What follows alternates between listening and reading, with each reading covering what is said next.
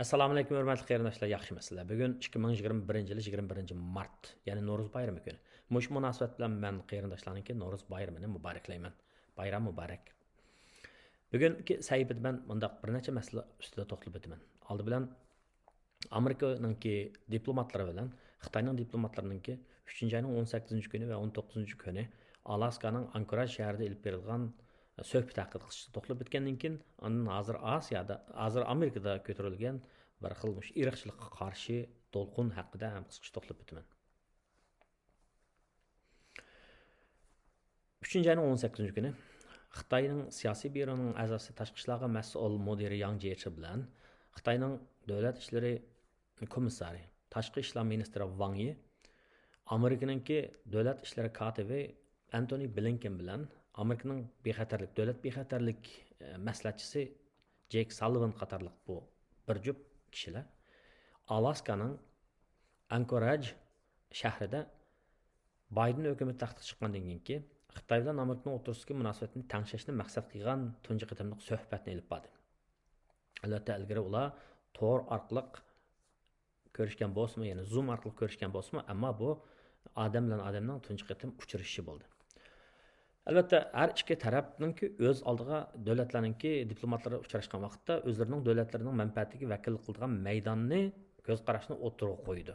Bularning ba'zilari ochiq qildi, ba'zilari yepiq qildi. Ammo shu kunidagi tunji qatimliq ochiq maydondagi yig'inda ikki taraf o'rtasidagi munosabat qandaqdir ba'zilar o'ylagandek, ya'ni Xitoy o'ylagandek Amerika bilan bo'lgan Biden taxtga chiqqandan keyin Amerika bo'lgan munosabatni asliga keltirish, ya'ni Obama vaqtiga asliga keltirish, Trumpning vaqtidagidan yaxshilash niyatini barbod qildi. Qanday barbod qildi degan vaqtda shu kunidagi diplomatlarningki bayonlaridan qaragan vaqtda vaziyat intayin jiddiy.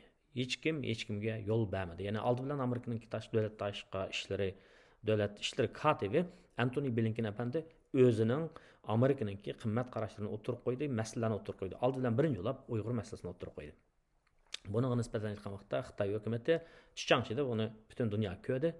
O'zining maydonini sharhlash uchun shu sohibxon davlatningki amaldorlar bor so'rinda, ochiq so'rinda intayin ig'ir raddiya berdi. Albatta buni kishilar nima deb tushuntirishdi, siyosiy analizchilar nima deb tushuntirishdi deganda Yang Jiechining bunda qattiq qo'l muomala qilishi yoki qattiq so'zlar iboralarni ishlatishi davlat ichidagi Xitoylarning, ya'ni Xitoy millatchilarininki ularninki ishtahasini qondirish uchun deb tushuntirishlar bo'ldi. Ya'ni dedikki Uyg'urlar masalasida sizlar irqiy qirg'inchilik qildinglar degandek ma'noda, irqiy qirg'inchilik qildinglar demakchi Uyg'ur masalasida deganda shu masala chiqadimdi. Mushunaq degan vaqtda Yang Jiechi irqiy qirg'inchilikni sizlar qildinglar, yerlik millatlarga qildinglar, qilyapsizlar, qarilar qilyapsizlar deb shunaq qattiq so'zladi. Ya'ni o'zini bir tarafdan o'zini qo'g'dash, yana bir tarafdan Amerikani dunyoning oldida gunohkor qilish. Ya'ni bu butun dunyo buni ko'rdi. Ikki taraf o'rtasidagi munosabat intayin jiddiylikka cho'kdi albatta. Andan keyin Antony Blinken degan bu kishi bunday bir gapni nihoyatda yaxshi qildi deb o'ylaydi kishilar. Ya'ni to'g'ri, bizning Amerikaning kamchiligimiz bor, biz tarixda xatolik o'tkazgan, hozir ham nuqsonlarimiz bor, ammo xatolik va nuqsonlarni biz aman tuzatishga sodir qilgan ekanmiz. Ya'ni shaylar nuqsonsiz bo'lmaydi. Sodir qilgan ekanmiz, uni tuzatishga bizning amalimiz bor. Biz har qatim shunday masala yo'liqqan vaqtda uni tuzatishga kuchaymiz. Har qatim tuzatgandan keyin biz kuchli bo'lib chiqamiz. Deb shunday o'zining maydonini sharhladi. Demasimi, bu masala yana Amerikada mavjud irqchilik masalasini maydonda, ya'ni ash maydonda o'zi to'liq e'tirof qildi. Demasmi, bu masala bor. Odam bo'lgandan keyin odamlar har xil rang, har xil e'tiqod, har xil qiyofat, har xil mijoz, xuluq, xuy bilan bo'lgandan keyin bir oiladami bizdan bir gap bo'lmasin, bir pilakda man maktab. Bir oiladami qarindoshlar chiqishamaydigan ba'zi bir ishlar bo'ldi. Bir davlatda nurg'un Amerikada ko'p xillikka ega, ko'p xil e'tiqodlik, ko'p irqdagi bunday kishilarningki shunday bir o'zi bo'lib yashash huquqining huquqiningki kapolatga ega qilinishmi oson emas. Amerikadan boshqa davlat bo'lsa tas unchalik yashmoq.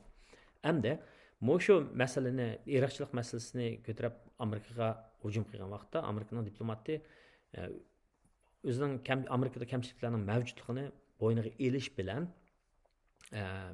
masalani yoritib Xitoyningki so'ziga raddiya berdi. Ya'ni biz ochiq Biz gunohimizni e'tirof qilamiz, kamchiligimizni tuzatishga tirishamiz.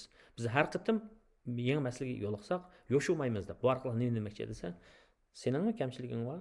Senmi jinoyat o'tkazyapsa, lekin sen yo'shiryapsan. Sen biz bilan selishtirib olmaysan bu jihatga kelgan vaqtda demoqchi. Demak, shu kundagi munosabat har xil detallar bor hamda ko'rishishda, nimalarni deyishda, hatto Xitoyning amaldorlarini bir vaqt tomoqqa taklif qilmaganligi degandek. Ya'ni bu munosabatni yaxshilaymiz deb kelishgan amaldorlar, bir so'rovga kelishgan diplomatlar munosabatni yaxshilashning emas, munosabatdan ziriklashganligini butun dunyoga aytib o'tdi. Qaragan vaqtda ikki davlat o'rtasidagi munosabatning yaxshi bo'lishi qiyin. Ammo keyingi 19-chizlardagi ichilgan yig'inlardan qaragan vaqtda ular nurg'un masalalarni muzokara qilishgan. Albatta bu ishlar Eron Afg'oniston masalasi va klimatning o'zgarish masalasi qatorliq nurg'un masalalarni o'z ichiga oladi. Ya'ni tor bexatarligi masalasi, aqliy mulkka kafolat qilish masalasi degan nurg'un masalalarni davlat ishchi va sirtdagi ichki tashqi siyosatlarni o'z ichiga olgan masalalarni bular deyishgan gap. Birinchi kundagi bu intayin jiddiy bo'lgan suhbatdan keyingi ikkinchi kundagi suhbat nisbatan ravoqroq mangan o'xshaydi. Endi cho'ng davlatlar o'rtasida damalliq bir-birining gelini siqib so'qishib ketadigan ish bo'lmaydi. Chunki sen o'zingni qarshi tarafni yar qilman desang, o'zingni yar bo'lasan degan gap. Shunga bular ishni diplomatik shaklda qarg'anchada asosda deyishidan o'xshaydi. Bular o'tirib qo'ygan masala yana bultur 7-oyda Teksasdagi Xitoyning konsulini taqib etgan. Bunun javoban Xitoy Chengdudagi Amerika konsulxonasini taqib etgan. Ondan keyin Amerikada turishli Xitoyninki jurnalistlarga nisbatan turish vaqtini 3 oy qisqartib etgan, ya'ni o'zarsi bo'ladi deb. Mana mushu masalalarni deyishgan o'xshaydi. Ya'ni kimlarga viza berish bermaslik, Amerikaga Xitoy o'quvchilardan kelib o'qishga viza berish bermaslik degan masalasini. Ammo hozirgi ahvollardan qaragan vaqtda bular birlik kelgan nuqta birlamkan. Ya'ni havo klimatining o'zgarish masalasi to'g'risida bular bir xizmat guruhi tashkillabdi. Bu nemish bu masala? Klimatning o'zgarish masalasi nemish bir masala? Bu qanday muhim masala deymiz. Bu insoniyatningki keyingi hayotning uzluksiz davomlashiga nisbatan nihoyat muhim masala. Chunki kishilar qarg'alacha iqtisodiy taraqqiyotni qo'g'lashib, iqtisodiy taraqqi qilgan davlatlar bo'libmi? O'rmonlarni kesib, shaharlashtirib, yezilarni yeshillikni buzib, anan ustiga kishilarning turmush saviyasi o'sgandan keyin bu optimal elektr asboblarini ishlatish bir moda bo'lib, shuning bilan ko'mir ko'ydiradigan, neft ko'ydiradigan, gaz ko'ydiradigan ishlar haddidan ziyada ish ketganlikdan bu atmosferani bulg'ab, gaz qo'yib berib, tuproqning sho'rilishishi, undan keyin dengiz okeanlarning oson parg'aylinib ketishi, Antarktidadagi muzning erib ketishi degandek shunday voqealarni barliq keltirdi degan gap. 19-asrdan tortib shu 100 yildan ortiq vaqt ichida bütün muhit, yer sharidagi muhitninki gradus soni 1 gradus eshib ketgan. Hatta yarim gradus eshib ketsimi, umumiy klimat intayin cho'ng insoniyatning yashash muhitiga nisbatan cho'ng ziyonliqlarni olib kelgan. Bu hozir 1 gradus o'sib ketgan gap. Agar muayyan tadbirlar ilinmaydigan bo'lsa, ya'ni gazni oz qo'yib berish, yeshillikni kuchab tashviq qilish, muhitni qo'g'dash tashviq qilinmaydigan bo'lsa, yoki shu tadbirlar ilinmaydigan bo'lsa, 2035-yilga borgan vaqtda yer sharininki gradusninki o'sib ketishi, ya'ni 1,5 gradus o'sib ketgan. 100 yilda o'sib ishib ketgan gradus soni 20-30 yilning ichida 1,5 gradus ishib ketgan. Unda bo'lsa nima bo'ldi desa, mana hozir ko'ryapmiz. Mana shu muhitlarninki, tuproqlarninki sho'rilib ketishi, andan keyin havo klimatining o'zgarishi, qayoqdan yerda qayoqmay bahordek issiq bo'lib ketishi, andan issiq yerlarda qonning yig'ib ketishi, ya'ni muhitning saranglashib ketishi deymiz, oshqunishib ketishi deymiz. Andan keyin buningki dengiz okeanlarda suv o'simliklari va suv hayvonlarining qurib ketishi, andan keyin quruqlikdimi ba'zi bir jonliqlar turininki ozayib ketishi, shunun bilan birlikda buningki karbon dioksid qo'yilib olgandan keyin kishilarda har xil kasalliklarni paydo qilishi, masalan, har xil raklarni paydo qilishi, salomatlik ta'sir ko'rsatishi, buning hammasi oxirgi hisobda buning badalini, ya'ni insoniyat to'laydigan gap. Endi nimishqa bu masala to'g'risida Amerika bilan Xitoy bak so'zlashdi desa, Amerikaning iqtisodi dunyo iqtisodiningki 20% egallaydi.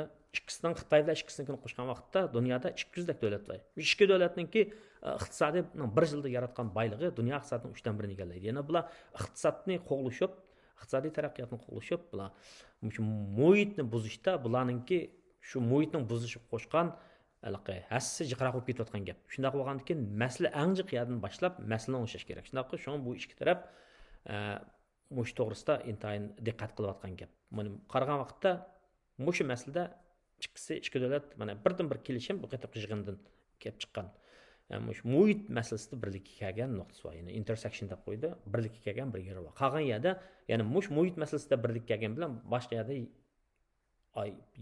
arilib munosabat bundoq jiraklashib qoldi degan gap. Masalan, bizning masalamiz, Tibet masalasi, Hong Kong masalasi bularning hammasi